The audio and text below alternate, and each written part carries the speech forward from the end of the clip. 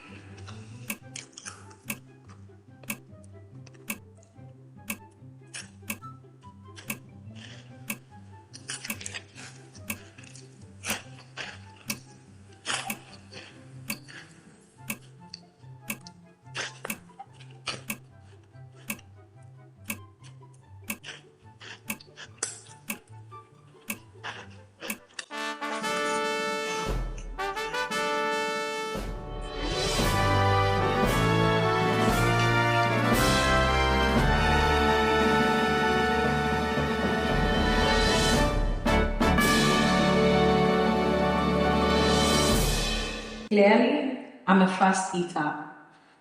Thank you so much for sticking around and eating with me. Feel free to comment any food you want me to try. Until the next video, keep eating.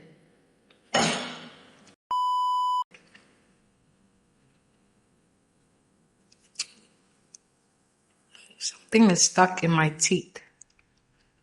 Anyway, I need a toothpick. If you enjoyed this video, I assure you that you will enjoy this video even more.